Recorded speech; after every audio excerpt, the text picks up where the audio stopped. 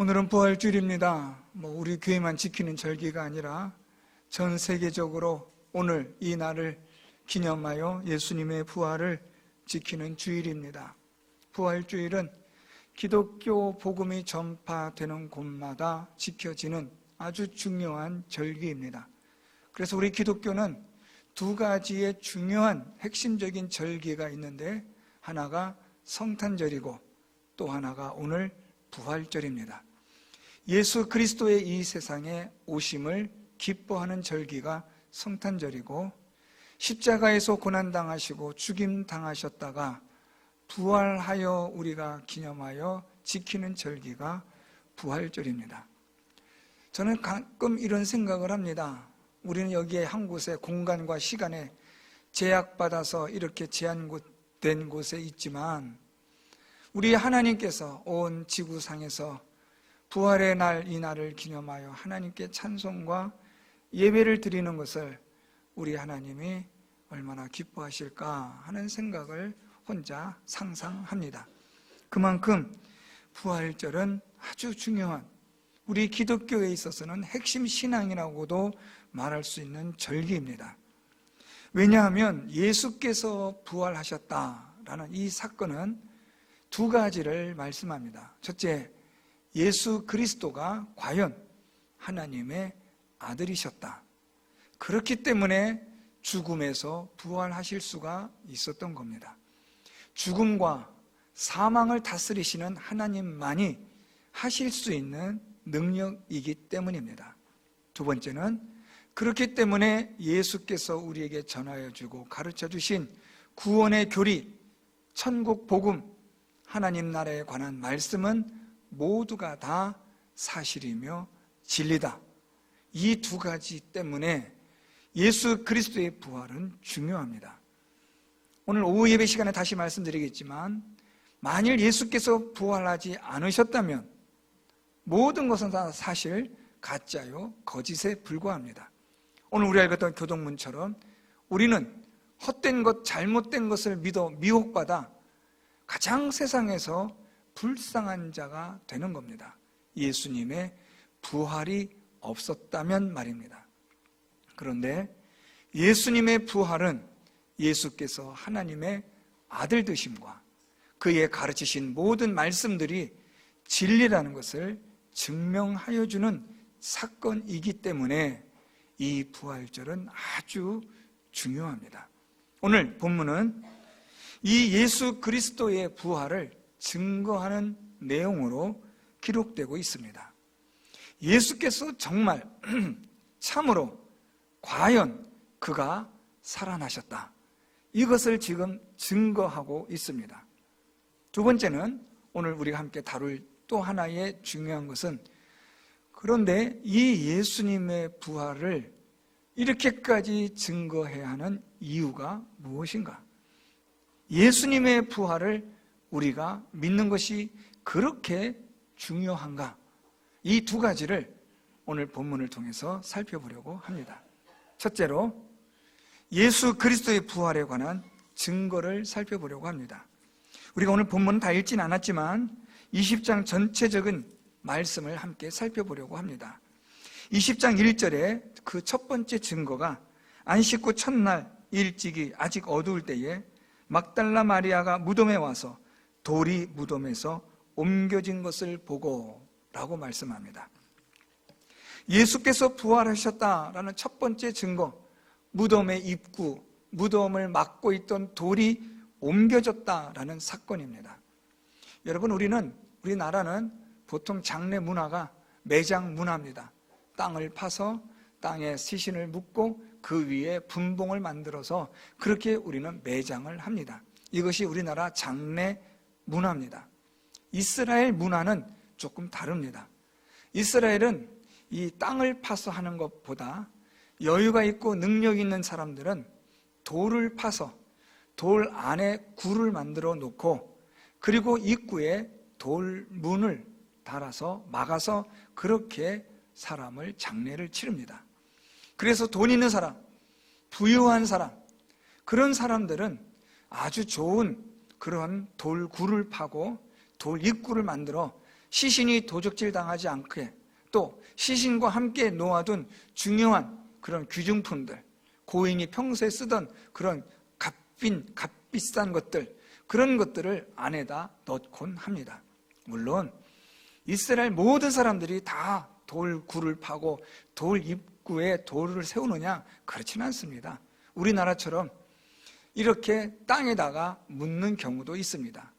그런 경우는 대체적으로 이렇게 연고가 없는 시신 또는 아주 가난한 사람들, 이런 경우에는 그냥 땅에다가 매장을 합니다. 그런데 웬만한 어느 정도의 재력이 있다고 하면 나름대로 돌굴을 파서 규모는 다를지라도 돌 입구를 막아 세워 그렇게 장례를 치릅니다.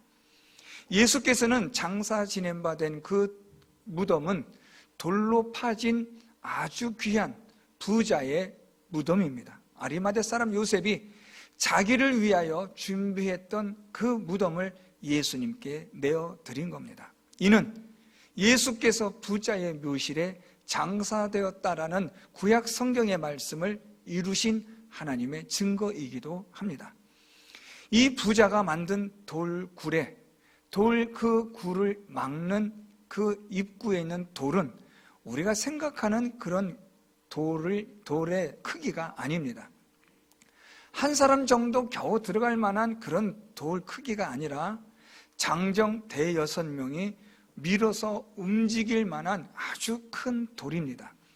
그 돌 입구에 그 돌을 그렇게 세우는데 아주 많은 힘이 들어야 할 뿐만 아니라 그 돌 입구에 돌을 세우려면 돌이 또 약간의 움직임이 있으면 쓰러질 수도 있지 않겠습니까? 그래서 돌이 쓰러지지 않도록 견고하게 하기 위하여 그 무덤 입구 돌을 세우는 그 자리 바닥에 홈을 팝니다. 그래서 그 홈에 그 큰 돌을 그곳에 끼워 넣어서 웬만해서는 이 돌 입구의 돌 문이 넘어지거나 또 옆으로 제껴지지 않도록 그렇게 견고하게 무덤을 봉인합니다. 이렇게 하는 이유 중에 하나가, 이것은 제 개인적인 생각인데요, 이스라엘은 여러분 잘 아시는 것처럼 거기는 지진 지형입니다. 여러분, 이스라엘은 화산 지형입니다. 그래서 그곳에 온천이 있습니다. 홍해 쪽에 가면 거기에 아주 유명한 온천이 있습니다. 온천이 있다라는 말은 여러분 딱 들으시면 무슨 생각이 나십니까? 아, 지진 지형이구나, 화산지대구나, 그 밑에 마그마가 아주 활동이 왕성하구나, 우린 이렇게 이해를 하면 정확한 겁니다. 이스라엘은 지진이 가끔 일어나는 나라입니다. 그래서 이 이스라엘 사람들은 대대로 돌 입구에 무덤을 세울 때 아주 견고하게 지진이 나도 흔들리지 않을 정도로 강력하게 만듭니다. 자, 그런데 오늘 말씀에 보면 그 돌이 무덤에서 옮겨졌다라고 말씀합니다. 대여섯 명의 장정이 밀어서 겨우겨우 옮겨질 만한 큰 돌인데 그 돌이 옮겨진 겁니다. 자, 그런데 여기서 이 옮겨지다라는 이 헬라어는 그냥 겨우 한 사람 들어갈 만한 정도의 그런 크기로 옮겨졌다가 아니라, 이 옮겨지다라는 이 헬라어는 완전히 밖으로 튀어나가다라는 뜻을 가진 내용입니다. 우리가 먹었던 음식이 완전히 밖으로 나오는, 개우는 것처럼 완전히 밀쳐진 것을 뜻하는 단어로 사용되고 있습니다. 그러니까 예수님이 장사 지낸 바 된 돌굴에 그 굴을 막고 있던 이 돌문이 그냥 겨우겨우 옆으로 제껴진 게 아니라 그냥 누군가가 아주 강한 힘으로 던져버리듯이, 내팽겨 쳐버리듯이 그 큰 돌이 굴러 떨어졌다, 나가 떨어져 있었다, 이렇게 이해하시면 정확한 본문 이해가 됩니다. 누가 이 깊은 밤에 이 새벽에 누가 이런 짓을 했을까? 상상할 수 없는 일이죠. 이 무거운 돌을. 그래서 이것이 오늘 예수님의 부활의 첫 번째 증거가 된다라는 말씀이 됩니다. 자, 그런데 여러분, 여기서 우리가 성경을 좀 아시는 분들, 또 의문을 가지면서 성경을 자세히 보시는 분들은 하고 좀 약간 고개를 갸우뚱하실 겁니다. 왜냐하면 우리가 20장은 다 읽진 않았지만 19절 말씀부터 보면 제자들이 모여서 문을 다 닫고 있었습니다. 왜냐하면 유대인들이 자신들도 잡아가서 예수님처럼 해코지할까봐, 죽일까봐 예수님을 따르던 제자들이 숨어서 문을 닫고 문을 잠그고 숨어 있었습니다. 자, 그런데 이런 가운데서 예수께서 오사 가운데 서서 이르시되 너희에게 평강이 있을지어다. 진짜 혼비백산할 일이고 귀신 곡할 일입니다. 문을 다 닫았고 잠가 놓았고 제자들끼리 모여 있는데 그 가운데서 예수님이 짠 하고 나타나신 겁니다.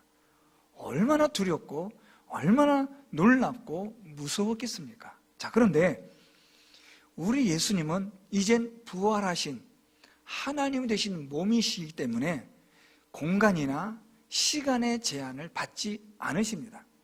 40일 후에 예수님은 이 부활된 몸으로 승천하십니다.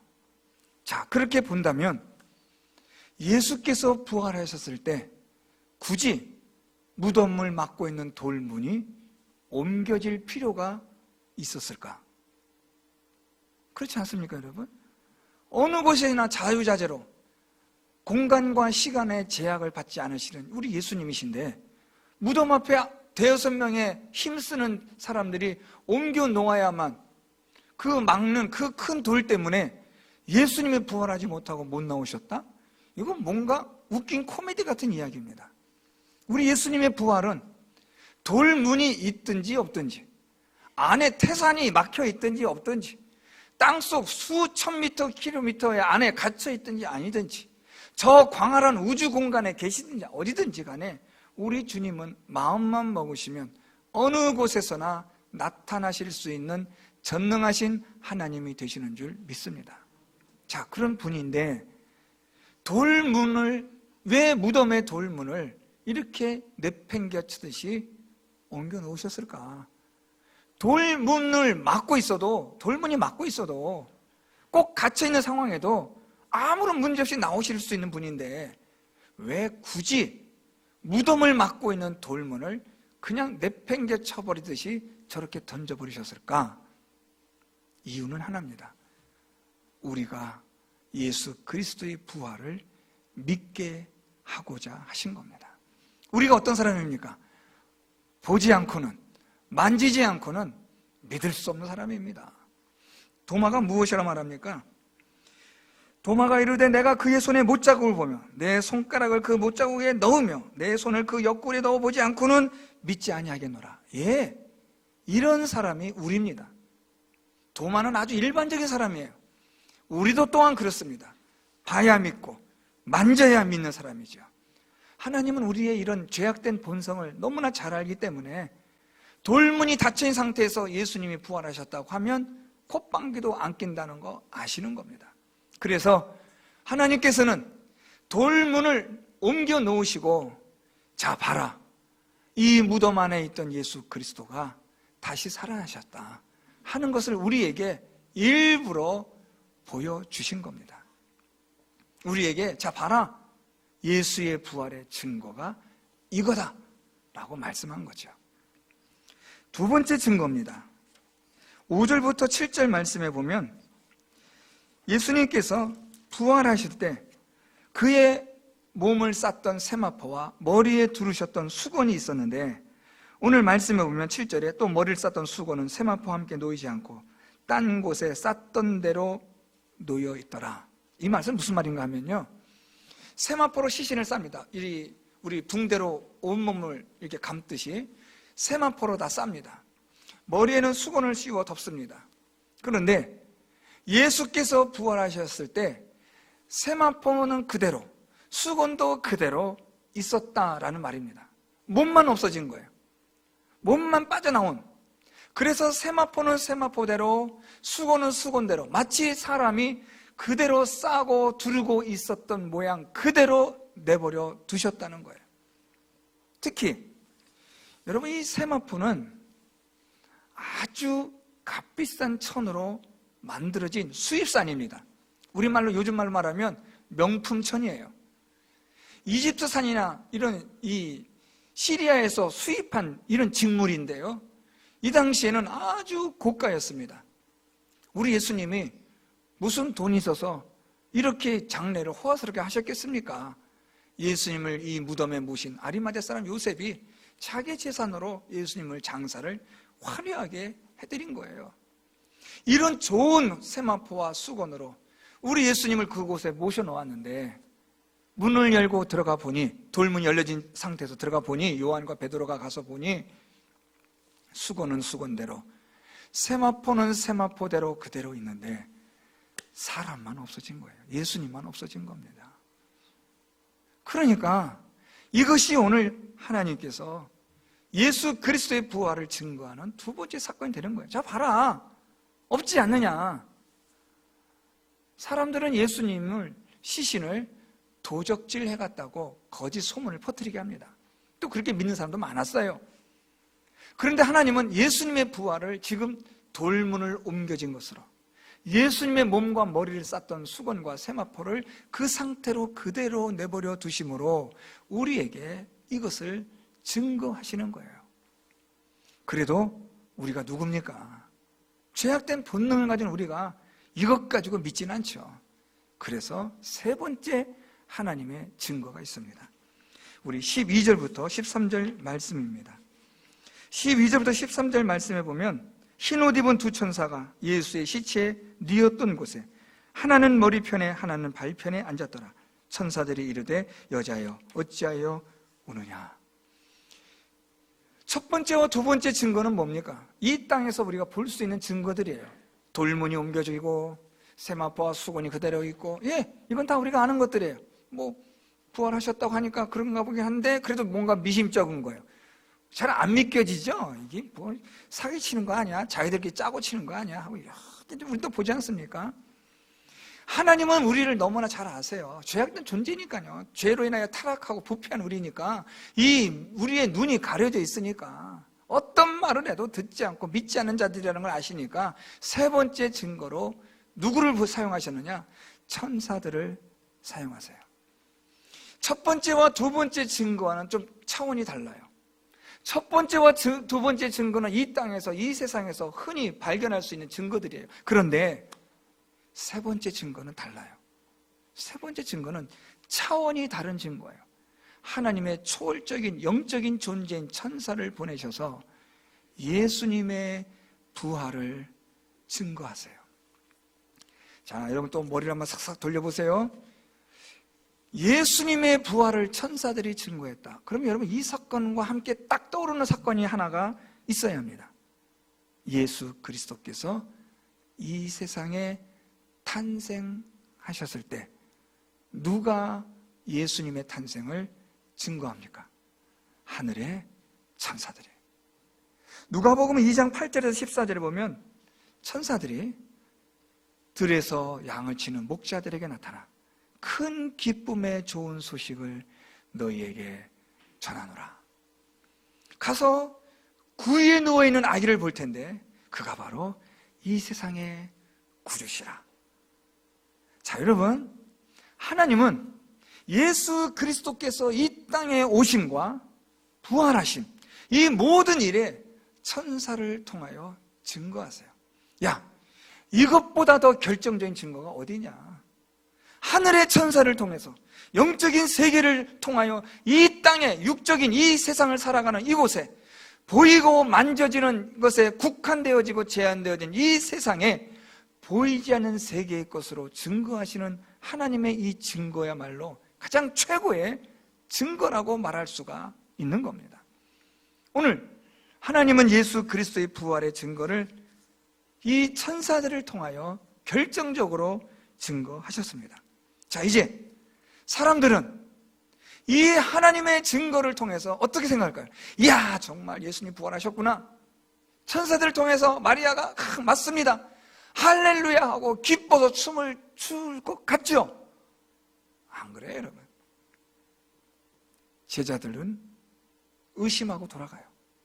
마리아는요, 오늘 말씀 보면 울면서 굽으려 무덤 안을 들여다보고 있는 거예요.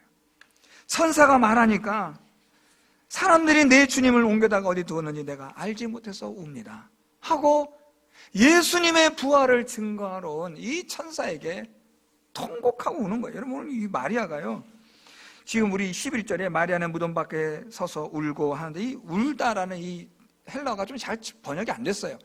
정확하게 번역하면 통곡하여 목 놓아 우는 거예요. 꺽꺽 때문에 우는 거예요. 이렇게 울고 있는 마리아에게 예수님의 부활을 증거하는 천사를 보내지만 못 믿는 거예요. 믿지 못해요, 여러분. 뭐 우리라고 별다를 거 있습니까? 이 성경의 말씀을 통해서 하나님이 예수 그리스도를 구약 성경, 신약 성경을 통해서 66권의 성경을 통해서 예수 그리스도를 하나님이 얼마나 증거하고 계세요. 그런데도 안 믿잖아요.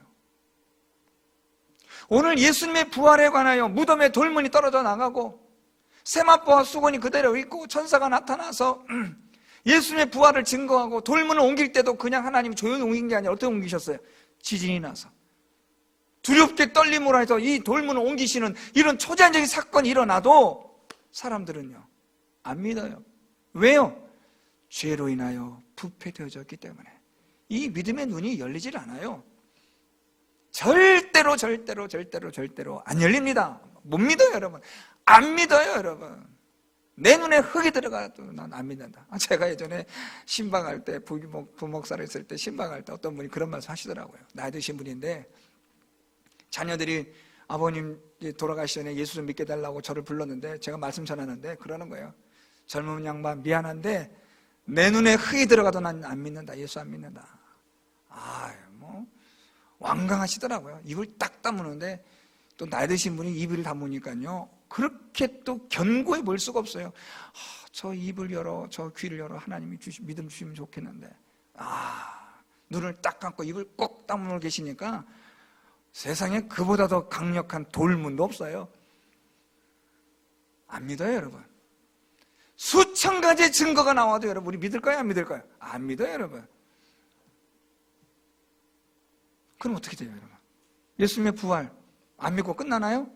그래서 마지막 하나님의 놀라운 능력이 나타나요. 오늘 우리가 읽었던 본문 말씀입니다. 15절 예수께서 이르시되 여자여 어찌하여 울며 누구를 찾느냐 하시니 마리아는 그가 동산직인 줄 알고 이르되 주여 당신이 옮겼거든 어디 두었는지 내게 이르소서 그리하면 내가 가져가리이다. 지금 마리아는 부활의 주님을 만났어요. 예수님이 나타나셨어요. 그런데도 몰라요. 모릅니다. 무식하면 용감하고 용감하면 무식하고 그러면 용감하고 무식한 게 한꺼번에 겹치니까 고집 세고 완고해지는 거예요. 모르니까 믿지 않는 거죠. 예수께서 지금 말씀하셔도 동산직인 줄로만 알고 우리 주님 없어진 시신 찾느라고 정신이 없는 거예요. 자, 그런데 그 다음 9절 16절 예수께서 마리아야 하시거늘 마리아가 돌이켜 히브리 말로 라보니라고 말합니다. 단순한 선생님이라는 의미가 아니라 주여 예수님이라는 믿음의 고백입니다.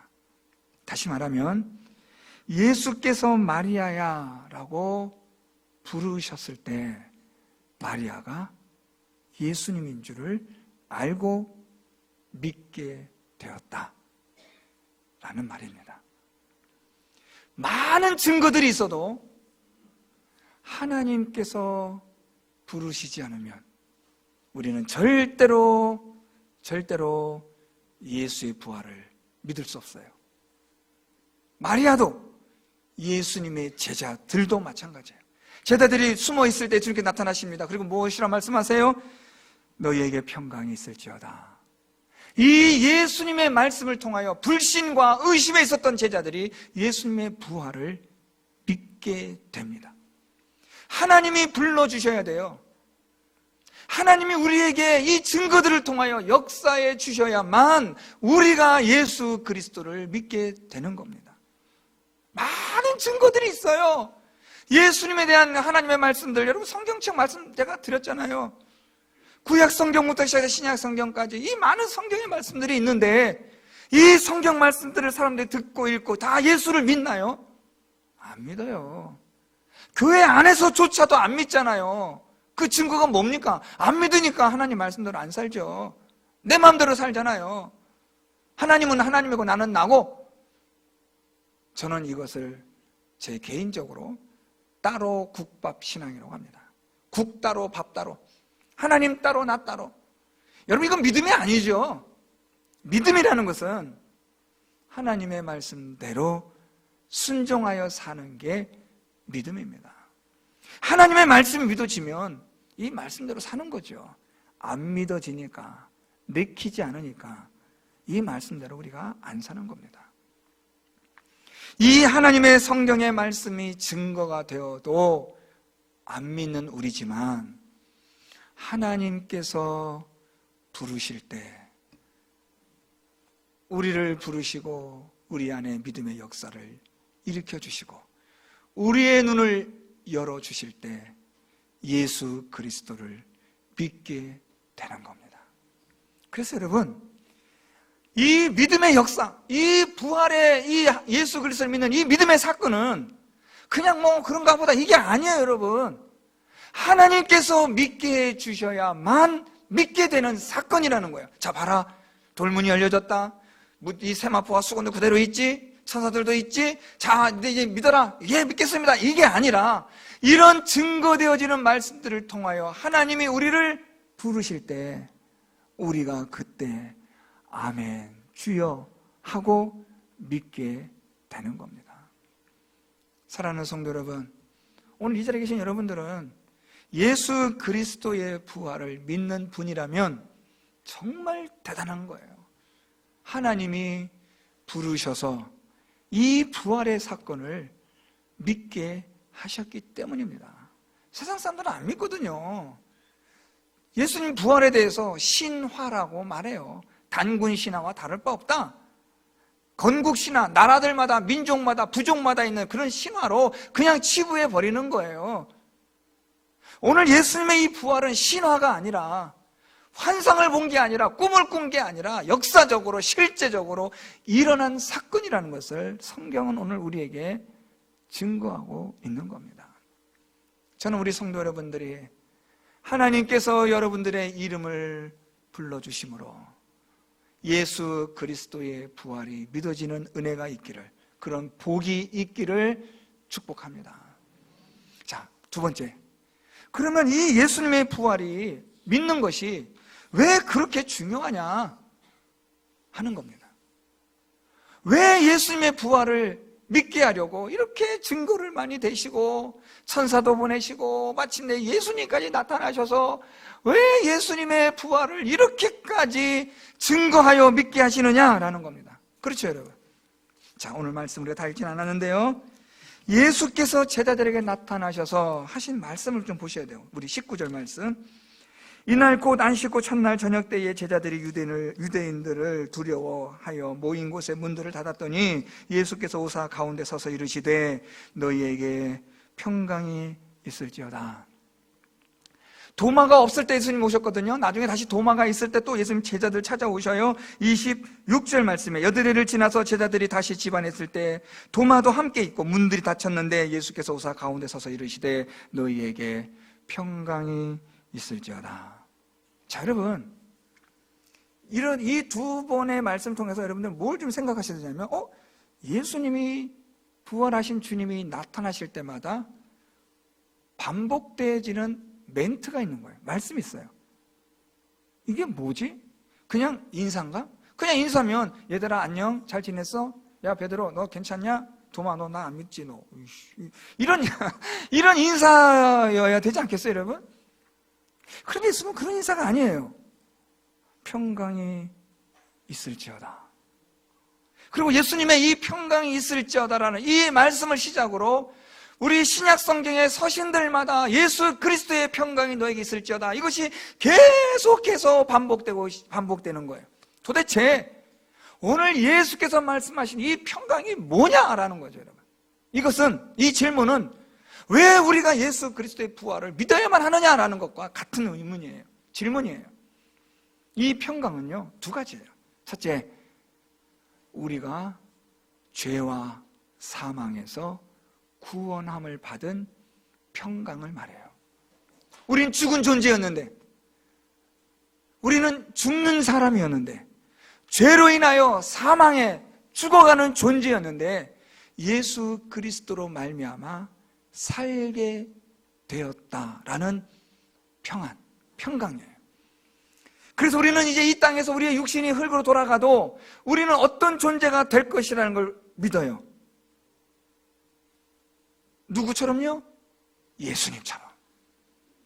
부활의 주님을 보는 그 믿음은, 이야, 이제 우리가 죽어도 내가 이 세상을 떠나서 이 천국에 내가 들어갈 때에 나도 우리 예수님처럼 저런 몸이 되겠구나라는 그 생명에 대한 확신을 가짐으로 마음에 평안이 있는 거예요. 여러분, 죽어가는 사람에게 마음의 평안은 뭐예요? 산다는 거죠. 이제 산다. 살 수 있다. 아이들이 여러분 자랄 때 제일 중요한 것 중에 하나가 정서적인 것이라고 해요. 부모가 맨날 싸우고 다투고 싸움박질하고 나가고 들어오고 이러면 아이가 정서가 불안해지면 아이에게 심각한 후유증이, 정신적 후유증이 많이 나타난대요. 그래서 아이에게 정서적 이 아이를 키우는 과정이 너무너무 중요하다고 해요. 불안하니까요. 불안 심리에서 오는 이상 현상들이 아주 많아요. 그 중에 대표적인 것이 하나가 틱장이에요. 이런 다양한 이상 현상들이 나타나는데 그 이유를 찾아 들어가 보면 아이가 어릴 때 정서적으로 불안했던 거예요. 여러분, 사람은 영적인 존재예요. 불안하면, 두려움에 쌓이면 이상 반응이 몸으로 나타나게 되어 있어요. 우리는 죽어가는 존재이기 때문에 우리는 이상 징후들이 많이 나타나게 되어 있어요. 늘 불안해요. 염려와 근심 가운데 살아가요. 왜요? 죽어가는 존재니까요. 그런데 예수 그리스도의 부활의 사건을 믿는 순간 나도 예수님처럼 저렇게 부활되어 영생을 얻는구나 하는 평안함이 있게 되는 겁니다. 그래서 예수님의 부활을 믿어야 되는 거예요. 두 번째, 예수께서 제자들에게 나타나셔서 평강이 있을지어다 말씀하신 후에 조금 생뚱맞은 말씀하세요. 21절 말씀 내려가면 예수께서 또 이르시되 너에게 평강이 있을지어다 아버지께서 나를 보내신 같이 나도 너희를 보내노라 이 말씀하시고, 자, 그 다음 22절에 그들 향하사 숨을 내쉬며 이르시되 성령을 받으라. 오호, 자, 여러분 성경 구절 잘 보세요. 평강이 있을지어다, 너에게 평강이 있을지어다, 계속 평강을 말씀하세요. 그런데 예수님께서 갑작스럽게 뜬금없이 22절에 성령을 받으라 라고 말씀하시는 거예요.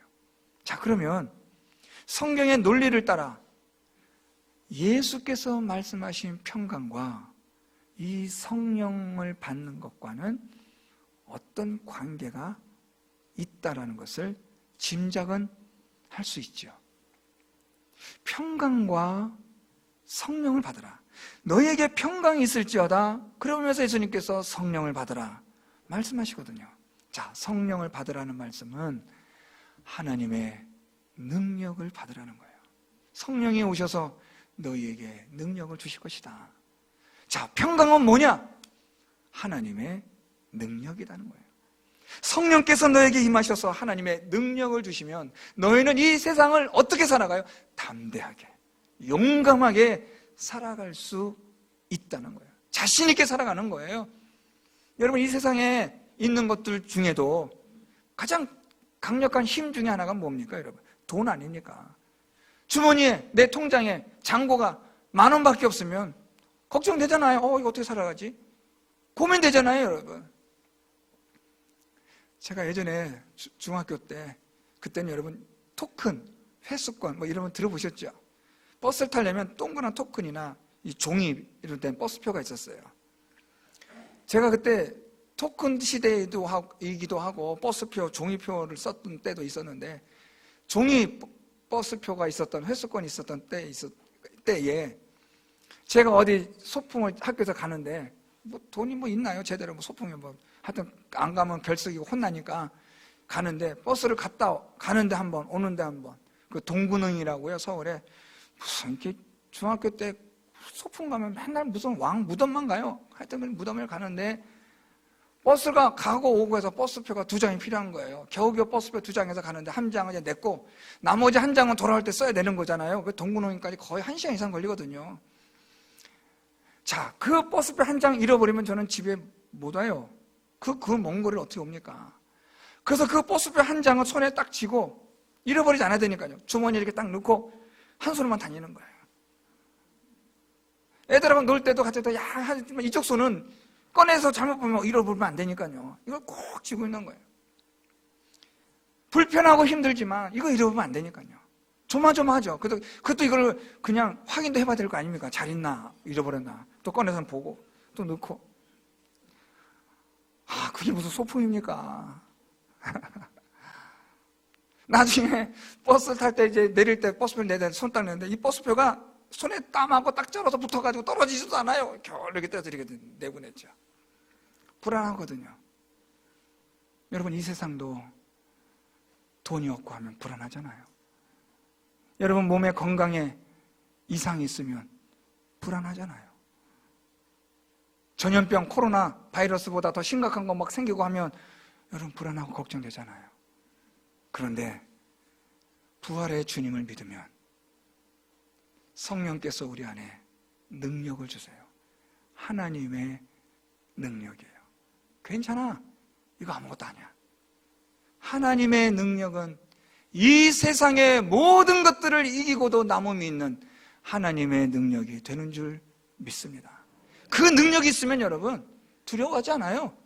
돈도 없어지고 또 몸이 연약해져도 괜찮아요. 여러분, 하나님의 능력만 있으면 되는 거예요. 그 하나님의 능력이 나를 붙들어 주시기만 하면 우리는 어떤 상황에서도 여러분 괜찮아요. 여러분, 담대하게 살아갈 수 있어요. 예수 믿는 이 믿음의 길 끝까지 갈 수 있는 거예요. 그게 무엇이냐? 성령 하나님의 능력이에요.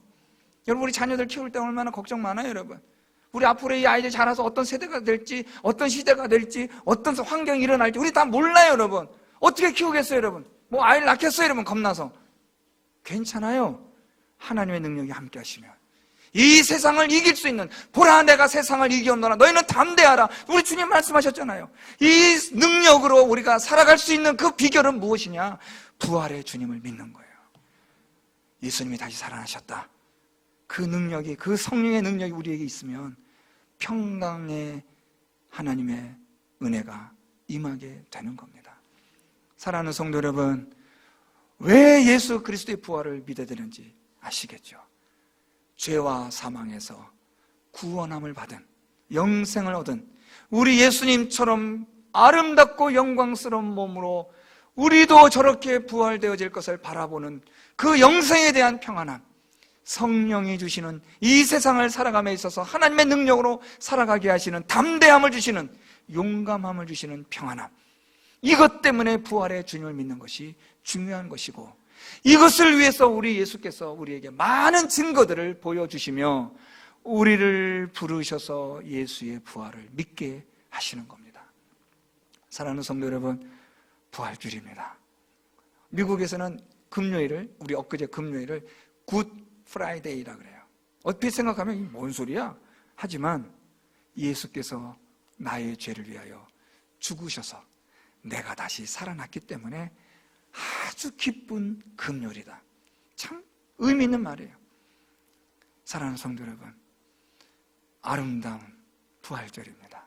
하나님의 평강이 넘치는 부활절 될 수 있기를 바랍니다. 예수 그리스도의 부활을 하나님의 능력으로, 은혜로 믿으셔서 죄와 사망에서의 생명을 얻은 자의 평강, 성령께서 주시는 하나님의 능력으로 살아가는 평강이 우리 모든 성도 여러분들에게 함께할 수 있기를 예수 그리스도의 이름으로 축원드립니다.